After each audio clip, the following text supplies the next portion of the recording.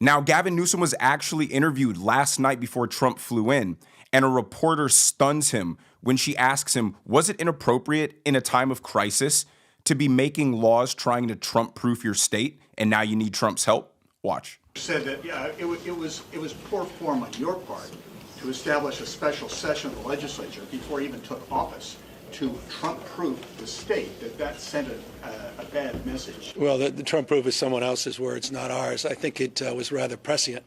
We're already engaged in lawsuits, in litigation. He already is assaulted the 14th Amendment as a birthright citizenship. I think there's a likelihood of additional lawsuits as it relates to some of his executive actions, and we didn't have time to wait past his prologue. Not just my administration, which was just 2 years working with the Trump administration. The Brown administration had 2 years working with the Trump administration. Total, there was 122 lawsuits.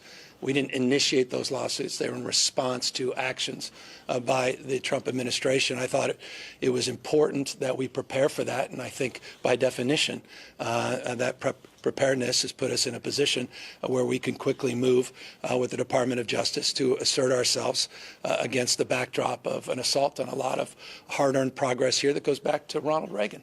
Two blatant lies coming from his smug face. Number one, of course he said they were Trump-proofing the state. And number two, let's assume you didn't say Trump-proof.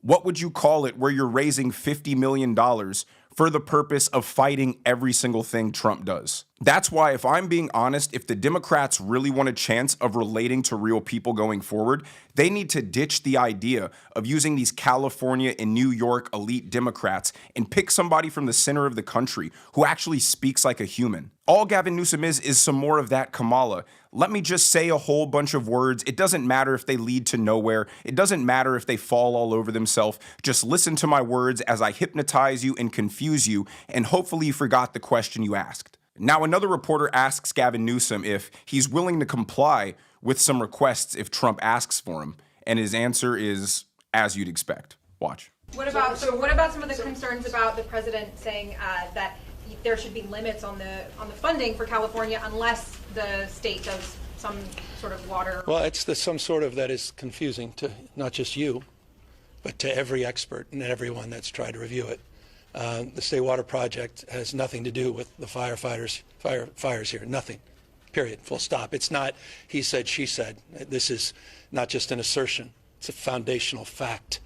And I think it's really important in terms of how we express the reporting here that we deal not just with both sidesism.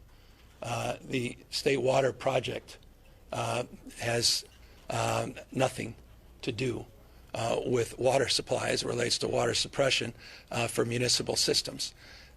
The state reservoirs are at or near record highs. With respect, I think it's incredibly important that people know the truth, because it's very damaging when people believe such misinformation. Like, this guy is such a liar, him saying, I don't know what requests he could have made. There's nothing else that could have been done. And I'm going to prove to you guys that that's false in a second as I play this clip from Fox LA, literally disproving that. But then this same guy who has been exposed for lying time and time again by reporters, by the fire chief, by insiders, by fire captains, has the nerve to say that anybody spreading an opposing narrative to his is perpetuating misinformation. Like, it's annoying when a child gets caught in a lie and won't admit that they're wrong.